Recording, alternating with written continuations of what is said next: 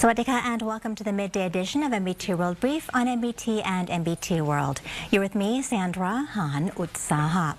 In our first story, the Prime Minister is now in Australia to strengthen ties with New South Wales and connect with the Thai community in Sydney's popular Thai town. The visit also highlights opportunities for closer cooperation in education, tourism and business. Prime Minister and Interior Minister ANUTIN has met with Margaret Beazley, Governor of New South Wales, to discuss Thailand-Australia relations and opportunities for closer cooperation.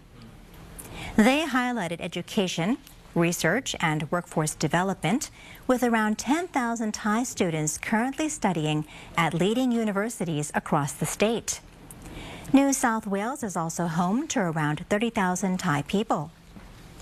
The two sides also noted strong tourism ties, with around 800,000 Australians visiting Thailand in the year 2025.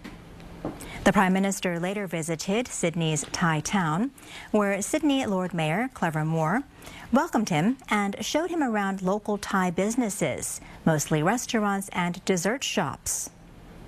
The visit also highlighted the growing popularity of Thai town through social media, particularly among food and travel content creators, helping showcase Thai culture and attract more visitors to the area.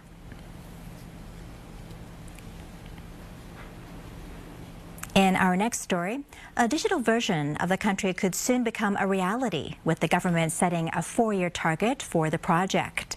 The plan aims to connect national data, AI and mapping technology to support smarter decisions.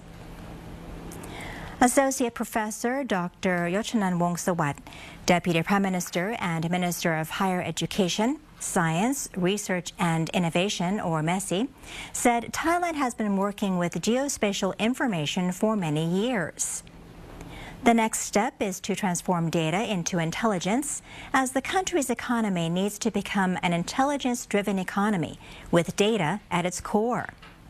AI and computing are also now playing an increasingly important role. Under the National Geospatial Information Plan for 2028 to 2032, 3 committees will be established. The first will focus on the foundation, including the One Map initiative. The second will focus on GeoAI, working with the Ministry of Digital Economy and Society and other agencies to expand the use of geospatial information. And the third will focus on a national dashboard or digital twin, bringing different environmental data together. The meeting will also restructure all 3 committees to ensure they look beyond information and focus on intelligence. If the committees can align their approaches with government policy, the digital twin plan can be advanced over the next 4 years. The national economic outlook has improved slightly, but the government says growth is still not strong enough. It is now stepping up efforts to support consumer spending, attract investment, and strengthen the economy. Prime Minister and Interior Minister ANUTIN commented on the decision of the National Economic and Social Development Council, or NESDC, to raise its GDP growth forecast for this year from 2% to 2.2%. They said the current economic growth rate is still not satisfactory, as the Thai economy has the potential to grow faster. Meanwhile, Deputy Prime Minister and Finance Minister Nititam Prapad said second quarter GDP grew by 1.9%, higher than the market expectation of around 1.7%, signaling that the government is moving in the right direction. He pointed to the 400 billion baht emergency borrowing decree aimed at supporting the economy, part of which has been used for the Thais Help Thais Plus 60/40 scheme since June to ease living costs and stimulate consumer spending.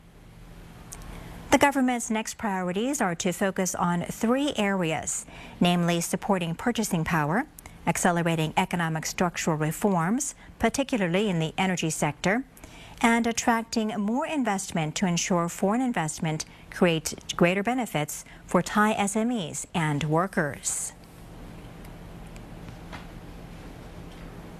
In our next story, a new business activity in Thailand picked up significantly in July as registered investments surged more than 250% from the previous month. China remained the biggest foreign investor. Thailand saw 7,512 new business registrations in July, with registered investment jumping more than 252.23% from the previous month. In the first 7 months of the year, more than 52,000 new businesses were registered, showing continued business activity in Thailand.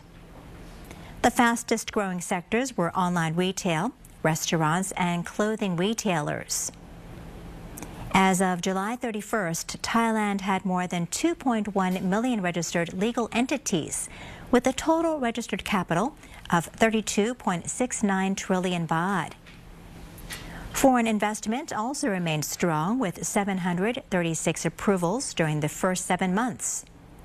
China ranked first with 133 investors and 38.6 billion baht in investment, followed by the United States, Singapore, Japan, and Hong Kong.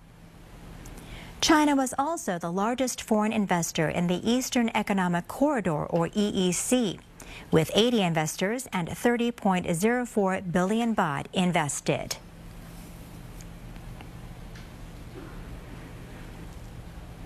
And in one last update, repeated aftershocks have raised concerns about a possible tsunami along Thailand's Andaman coast.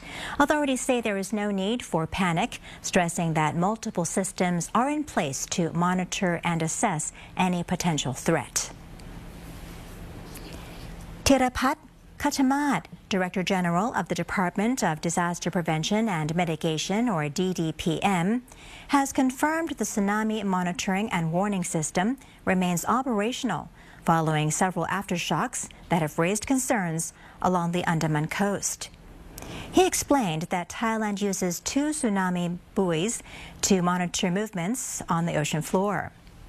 One is located about 540 kilometers offshore, while another is more than 900 kilometers away in the Indian Ocean. He stressed that the buoys do not automatically trigger warnings.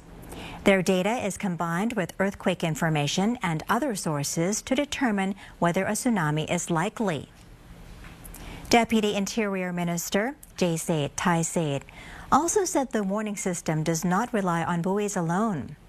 Authorities use earthquake data, sea level monitoring, and information from international networks. If a threat is confirmed, warnings can be sent through several channels, including the cell broadcast, which can quickly alert people in risk areas. And that is the end of our midday edition of NBT World Brief. For more stories, simply scan the QR code on your screen to access our full coverage across all our media platforms. Until next time, I'm Sandra Han Utsaha. สวัสดีค่ะ